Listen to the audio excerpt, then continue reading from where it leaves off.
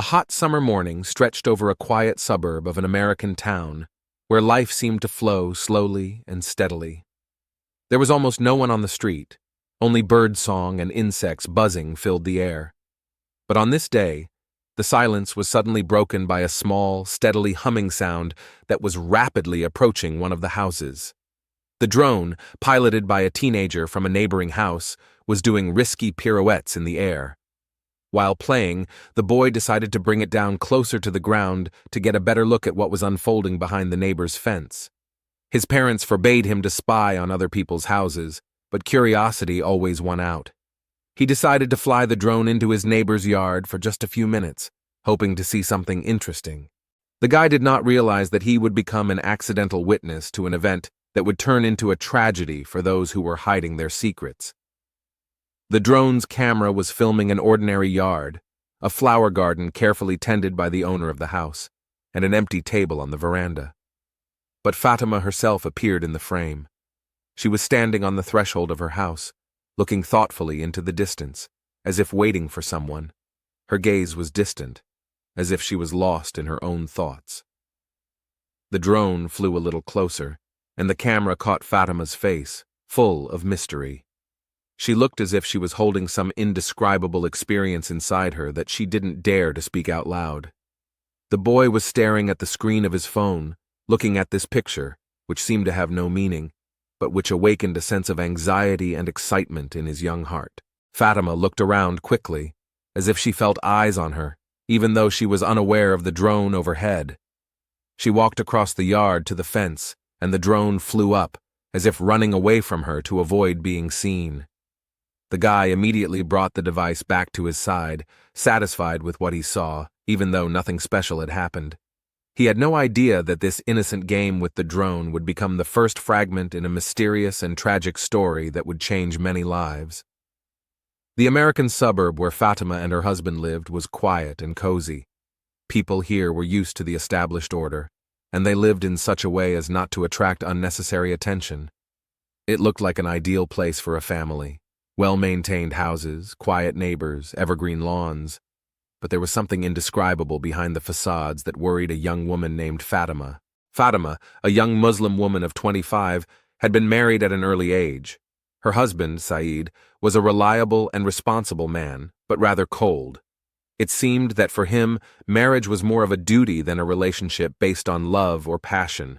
Said was engaged in business, constantly traveling to meetings, dealing with suppliers, and was hardly ever at home. He always said that he was doing this for the sake of their family's future, so that Fatima and their future children would not need anything. But this lack of closeness and support gradually turned the marriage into a formality, and their home into a place where neighbors, not partners, lived. Ali, Fatima's father-in-law, was the opposite of his son. A 55-year-old man, he had a bossy personality that was known throughout the Muslim community to which they belonged. Ali was an authoritative figure, strict but respected by the locals. His position in the community allowed him to exert a power and influence that seemed to satisfy everyone, but perhaps not himself. He lived with his wife for 30 years, but their life became as routine and lacking in passion as Saeed's marriage to Fatima. Ali's wife, Khadija, was an exemplary housewife, zealously observed religious customs, and was engaged in charity work at the mosque. She avoided any entertainment that could cause judgment and lived as their culture and traditions demanded. Because of this, she did not have a close relationship with her husband, and although they lived next door, there was an invisible wall between them. Fatima often observed how other couples lived and unconsciously compared them to her marriage. She wanted support and tenderness, but her husband saw his place by her side only as a provider and protector. She never intended to look for something outside of her relationship, but her loneliness gradually turned into a torment that deepened with each passing day. One day, during a family dinner, Ali began to watch Fatima closely. It was more than just a glance. His eyes lingered on her longer than was appropriate. He watched her subtle gestures, the way she moved her hands, the way she smiled softly in response to her husband's words, and felt a new, previously unknown feeling for her. She was beautiful, young, and full of energy that had long been missing in his own life. Fatima noticed this look, but did not attach any importance to it. although somewhere deep inside she felt a slight tremor and uneasiness. Over time, Ali began to visit them more often, even when Saeed was away. He would come on various small occasions, either to check on their garden irrigation system or to fix something in the garage. In Fatima's presence, he became attentive and polite, asking her about her day and inquiring about her plans. Gradually, their conversations became longer and deeper, and a thin thread of emotional attachment began to form between them. Ali, with his experience and confidence, could catch her every mood and every movement of her soul, which was so lacking in her communication with Saeed. Every conversation they had took on a special meaning for both of them. Although neither of them had yet dared to cross the line, they both felt that they were standing on the edge of something forbidden. For Saeed and Khadija, life went on as usual, and they did not notice how a dangerous intimacy had developed between Fatima and Ali. Said continued to work, justifying his absence by caring for his family, and Khadija was busy with social activities, not suspecting that something more than simple family affection was brewing between her husband and daughter-in-law. Fatima began to see Ali not only as a father-in-law, but also as a person who could listen to her and understand her. This pushed her to new, forbidden thoughts. More and more often she noticed his eyes on her, a look that mixed curiosity and something else that was hard to describe in words. Fatima felt her life becoming increasingly tense. After those strange looks and long conversations with Ali, she began to notice that she was looking forward to his visits with increasing impatience.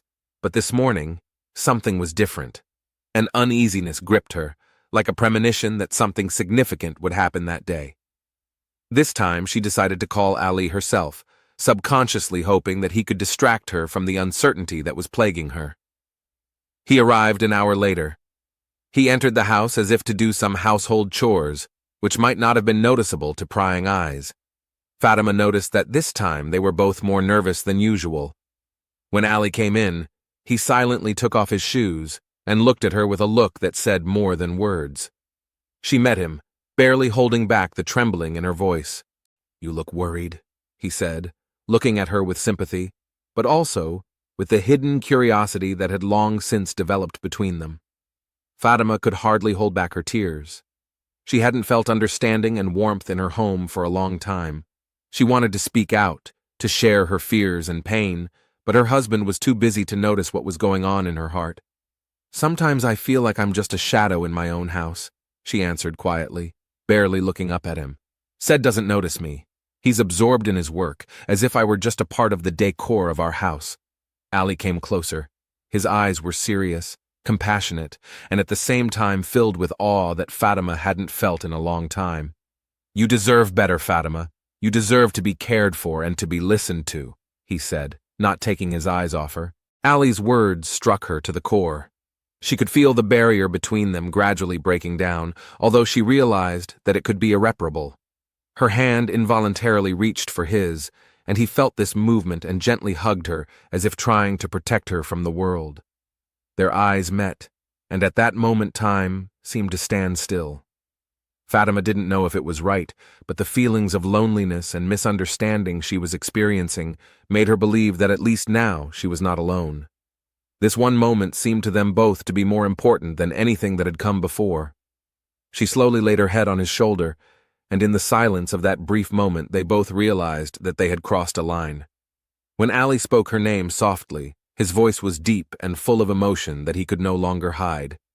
"Fatima," he whispered, "you deserve more than a silent life."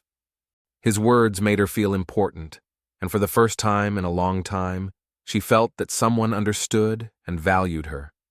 He touched her face, and she did not pull away, but only looked at him with mixed feelings. They knew that such a rapprochement was forbidden and dangerous, but their hearts beat in unison, and none of them could stop what was coming. This meeting, these words, were the beginning of a new, secret connection for them. They both realized that they would never be able to go back to what they had before. The force of emotions that raged between them created danger and a hidden threat, but also filled their lives with vivid feelings that had long been missing. When Ali left the house, Fatima was left alone, full of new emotions and anxieties. She realized that she was now on the verge of something big and dangerous. But inside her, feelings were boiling over, clouding her mind. She knew that this attachment to her father-in-law was unacceptable, but she also felt that she would not be able to give up this new wave in her life. Deep down, Fatima knew that their connection was a step towards an inevitable disaster, but her fear and doubts gave way to the depth of the understanding that Ali was giving her. It was the beginning of a secret that they would guard to the very end, even if it cost them their lives. From the day Fatima and Ali shared their first intimacy, their lives changed. Each encounter filled them with indescribable joy, but also terrified of the possible consequences. Their connection became a mystery that captivated and enslaved them. Every glance, every touch, every word filled their days with meaning that had been missing in their lives. Over time, this hidden relationship took on a special meaning for both of them. They exchanged notes, leaving them in places where no one would guess to look. One such moment occurred in a small park near a mosque where Fatima would occasionally come under the guise of charity work with other women. Ali always found a way to get close to her without attracting the attention of others. His presence gave her a sense of power that she had never experienced in her marriage. One day, when they met by chance in the park, Ali lifted her hand to his lips and said softly, "I don't know how we got to this point, Fatima, but I can't imagine my days without you." His words penetrated Fatima's very soul, and she replied with a trembling voice, "Ali, sometimes I'm afraid of what we do. It can destroy our families, our lives, but I can't stop." This moment of honesty was the first time they both openly admitted that these feelings may have gone too far, but it was irreversible. They both knew that every encounter brought them closer to a dangerous edge, but at the same time they felt that they only lived when they were with each other. Ali began to notice that he was becoming too dependent on these meetings. Every time he saw Fatima, his heart would speed up, and he would feel as if he had returned to his youth. These feelings gave him a strength he had not experienced in his relationship with his wife for a long time. He tried to be careful that his wife Khadija did not suspect anything, but from time to time she noticed her husband's detachment and became increasingly anxious.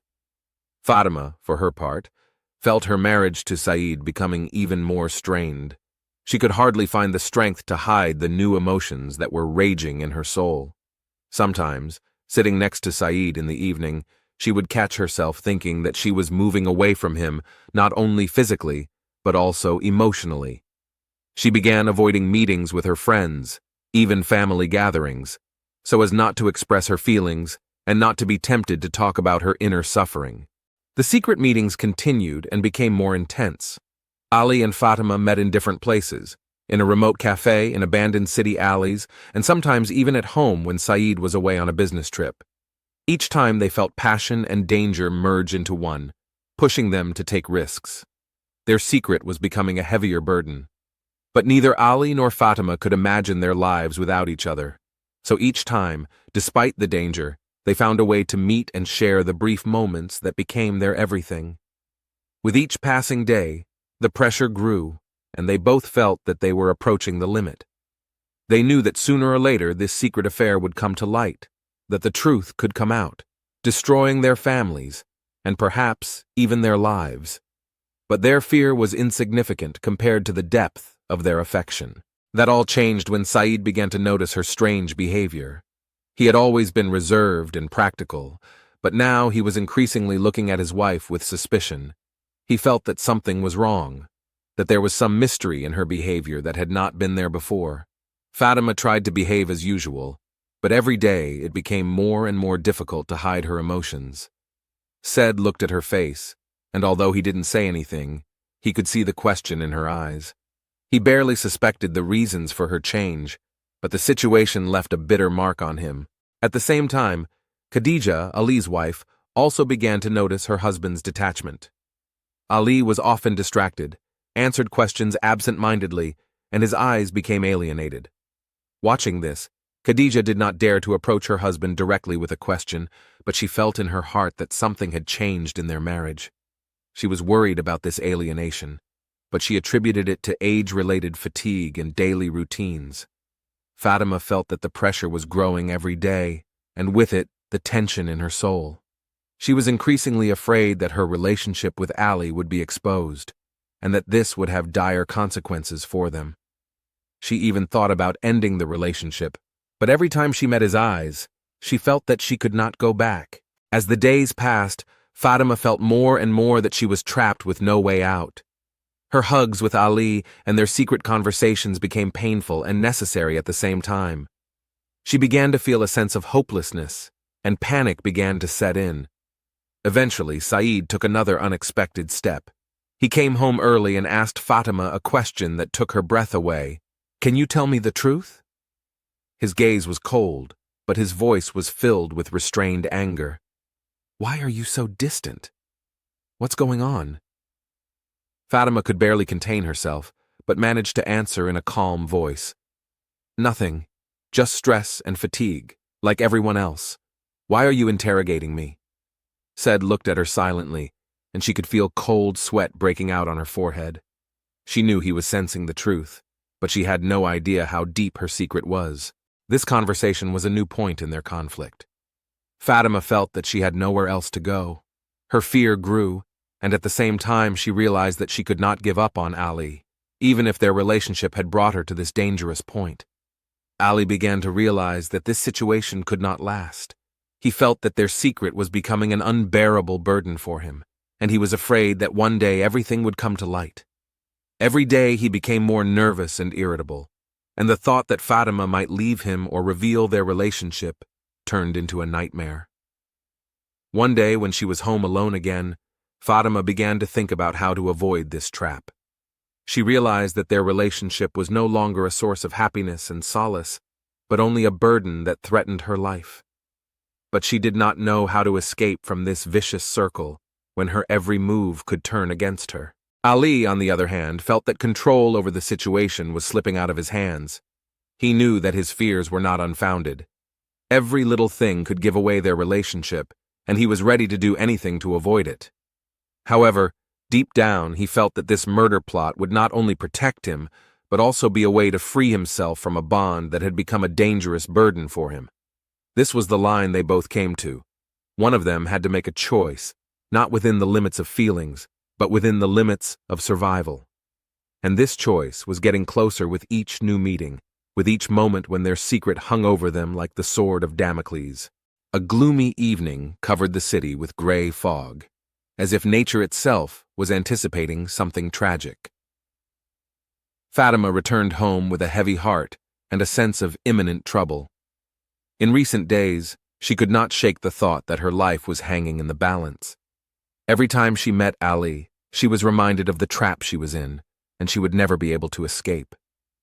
That evening, Ali unexpectedly called her and asked her to meet him in their secret place, an old abandoned alley where they had met many times before. But this time his voice was cold, reserved, and almost ruthless. Fatima sensed that something was wrong, but she agreed to come anyway, hoping that they could talk and find a way to part ways peacefully. When she arrived, Ali was already waiting. He stood in the shade of the trees, staring at her with a look that immediately frightened Fatima. His eyes were empty, filled with a cold determination she had never seen in him before. "You asked to meet me," she began, trying to hide the fear in her voice. "Why do you look so different?" Ali was silent for a few seconds, as if weighing his words. He took a step closer to her, and she stepped back, feeling her heart pounding in her chest. "I can't take any more risks, Fatima," he said coldly. "Every step you take, every word you say, every look you give me could ruin my life. I can't let that happen." His voice was alien, and Fatima suddenly realized that this man she had trusted no longer saw her as a person, but only as a threat. She felt horror wash over her and instinctively backed away another step. "You mean to say that?" Her voice trembled and she was unable to continue. "Yes," he replied shortly, pulling a small knife from his pocket that glinted in the dim light of the lantern. Fatima felt a paralyzing fear grip her body. She couldn't believe that things had gone so far, that the person she considered close to her could turn against her. Her mind was still searching for a way out, but her body was already frozen as if trapped. "Ali, please, we can stop this. I won't tell anyone, I'll just leave," she begged. But there was not a drop of sympathy in his eyes. And before she could take a step back or call for help, Ali rushed toward her. He struck quickly and accurately, and her scream merged with the soft rustling of the leaves underfoot. Fatima felt her body refusing to obey her, and her consciousness gradually fading. The last thing she saw were Ali's cold eyes, full of determination and lack of remorse. Her world went out, and her last thoughts flashed through her mind like a flash, memories of all that could have been if she hadn't embarked on this dangerous path. Ali stood over her, looking at what he had done. He knew that now this secret would die with her, and that no one would be able to threaten his life again. He looked around, making sure that no one was around, and quickly disappeared into the darkness, leaving Fatima's body on the cold ground, where no one would find her until morning. The night swallowed up all traces of the crime, and the city plunged back into silence, unaware that one life had been cut short by a cold-blooded hand. The morning sun had just begun to rise above the horizon when the police received a call about a body found in an old alley. Detective Marcus Reed, an experienced investigator known for his ability to notice the smallest details, arrived at the scene. There were signs of a struggle near Fatima's body, which lay lifeless among the fallen leaves, but there was no obvious evidence to point to a culprit. The detectives examined the body and noticed that Fatima's face was frozen with a look of fear and despair. Reed instinctively felt that this murder was not random, it was personal.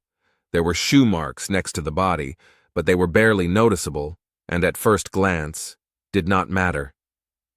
Marcus carefully checked Fatima's coat pockets and found a small piece of a crumpled note. The text was not completely clear, but part of the phrase remained clear. "This has to end." He realized that this fragment could be of great importance in establishing the motive for the crime. It seemed that Fatima was under great psychological pressure, and was probably about to end some difficult situation in her life. The raid decided to start with Fatima's closest people, because usually in such cases the motive is hidden in personal relationships. The first person to be questioned was Saeed, her husband. He was confused and devastated, trying to understand what could have led to such a tragedy. Said admitted that Fatima had been acting distant lately and had become less willing to communicate with the family. He suggested that this could be due to her personal experiences, but did not attach any importance to it. Reed next turned his attention to Ali, Fatima's father-in-law. He behaved calmly, but his eyes betrayed hidden tension. As he spoke to the detective, Ali repeatedly hinted that their family had a high reputation, and a tragedy of this magnitude could cast a shadow over their name. Marcus noticed that Ali's every answer was measured and overly cautious, as if he was trying not to say anything. A conversation with Fatima's neighbors and friends revealed an interesting detail. Several people mentioned seeing Ali near Fatima's house, even when Saeed was not at home. This fact attracted the detectives' attention, and they decided to analyze the connection between Ali and Fatima more deeply. Marcus suggested that behind this apparent distance could be a much more complex and personal story. Marcus paid attention to small details that others might have considered insignificant. One of them was the shoe marks left at the crime scene. After a detailed analysis, it turned out that the shoe size matched Ali's, and the particular sole pattern was similar to the shoes he often wore. Although this was not direct evidence, Reed felt that this fact could play a key role in the overall picture of the crime. The decisive moment in the investigation was when he checked the phone records. Marcus found out that in the days before their deaths, Fatima and Ali exchanged several calls and messages late at night, although they officially had no reason to communicate so intensely. This led detectives to speculate that they may have had a hidden relationship, and that Fatima may have tried to end it, but Ali did not want to. During the second interrogation, Marcus showed Ali printouts of his and Fatima's correspondence and hinted at circumstantial evidence that could implicate him in the murder. Ali began to get nervous, and his peace of mind began to shatter. When the detective mentioned the note he had found with the text, "This has to end," and hinted that Fatima might have wanted to end their relationship, Ali lost control of himself for the first time during the investigation. "She had no right to leave me," he exclaimed. This phrase was decisive. After an hour of interrogation, Ali broke down and admitted that, overcome with fear and jealousy, he decided to get rid of Fatima when he realized that she no longer wanted to maintain their relationship. She wanted to leave me. She said it was over, but I couldn't let her, Ali said with horror in his eyes. His confession, confirmed by other small pieces of evidence, was the end of the investigation. Marcus Reed felt bitterly satisfied with the solving of the case, but also deeply saddened by the tragic ending of this tangled story. On the same day, Ali was arrested for murder, and Saeed was left devastated, as he had to endure not only the loss of his wife, but also the horrific revelation of a loved one's betrayal.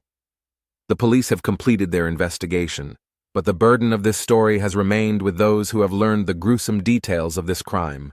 A few weeks have passed since Ali was arrested, and the high-profile case of Fatima's murder has attracted the attention of the local community. The tragic story, which has become a vivid example of how secrets and forbidden feelings can destroy the lives of several people, has left an indelible mark on everyone who has learned about its details. Ali's trial began a few months after his confession, and the courtroom was packed not only with journalists, but also with residents of the city who wanted to know the details of the tragedy. In the dock, Ali looked emaciated and depressed, but still tried to keep a cool face. His defense tried to prove that the crime was motivated by severe emotional distress and that Ali had never planned the murder, but the testimony and evidence said otherwise. Evidence of notes and phone calls between Ali and Fatima also became an important argument for the prosecution. The prosecutor provided the court with printouts of their messages, which clearly demonstrated that Fatima tried to end the relationship, but Ali put psychological pressure on her. This culminated in a message with the text, "This has to end," that was found in her coat. It indicated that she no longer wanted to continue the relationship, but did not know how to stop Ali. The shoe prints found at the crime scene were also important. The investigation revealed that they belonged to Ali. The prosecutor explained that Ali had deliberately chosen an abandoned place to meet Fatima for the last time, and when she refused to continue the relationship, he decided to kill her to keep his secret. This was convincing evidence for the court that the murder was not an impulsive, but a premeditated decision. Forensic experts also confirmed that Fatima's body bore signs of a struggle, indicating that she had tried to defend herself. Ali tried to conceal his crime by leaving the body in a place where it could not be found immediately, but all this only increased his guilt. After several weeks of court hearings, the jury found Ali guilty of aggravated premeditated murder. The judge read out the verdict with cold determination, emphasizing that Fatima's murder was an act of cruelty and selfishness, caused by the defendant's desire to preserve his reputation at the cost of someone else's life. Ali was sentenced to 20 years in prison, and the judge emphasized that this case should be a lesson for all those who put personal interests above other people's lives and dignity. Said could not recover from the double blow. He lost his wife, with whom he had a future, and his father, who had betrayed his trust. The thought that such a dark story was hidden behind the back of his beloved Fatima, and the closest person to him, his father, turned his whole life upside down. He felt that now, despite all his efforts to start his life over, he would have to live with the feeling that nothing would ever return to its place. He decided to leave his hometown, hoping to start a new life in another place where no one would know about his loss and pain. However, every time he was alone with his thoughts, the image of the alley where Fatima's body was found would pop up in his mind, and he would feel an indescribable sadness envelop his heart. He realized that this loss would remain with him forever, like a shadow that would never disappear. For Detective Marcus Reed, the case was another reminder of how sometimes small, seemingly insignificant details can make all the difference. A shoe print, a crumpled note, a look from a witness, all of these things came together to help him uncover the truth. Marcus knew that the work of a detective requires the ability not only to analyze facts, but also to notice the little things that often turn out to be the most significant. This case became a personal challenge for him, and at the same time a reminder that behind every crime there are human emotions and weaknesses that can destroy even the strongest bonds. He also realized that the case had affected his life. Although he had been a detective for many years and had seen many tragedies, this case stood out in his memory. perhaps because it involved not only cruelty and deception, but also real, albeit dangerous, feelings. Sometimes Marcus wondered whether this tragedy could have been prevented if people had been more honest with each other, if they had had the courage to discuss their feelings openly, rather than hiding them behind a mask of hypocrisy. After all, he knew that life was complicated, confusing, and often cruel. Each case was not only a job for him, but also a lesson in how important it is to stay true to your principles and keep a clear mind when everything around you seems to be destroyed. This story also left a mark on the community in which Fatima, Saeed, and Ali lived. Many of the residents began to look at their lives and relationships from a different perspective. After this incident, they realized that forbidden feelings and secrets can bring more pain than happiness, and that sometimes it is better to part peacefully than to plunge into a whirlpool of dangerous emotions. The tragic story of Fatima and Ali is an example of how secrets rarely remain hidden, and the feelings that are tried to be suppressed sooner or later break through, destroying everything in their path. The story of this young woman who felt trapped, and the man who gave in to his jealousy and fear of losing control made many people think about their own lives, their choices, and the price they sometimes have to pay for their mistakes.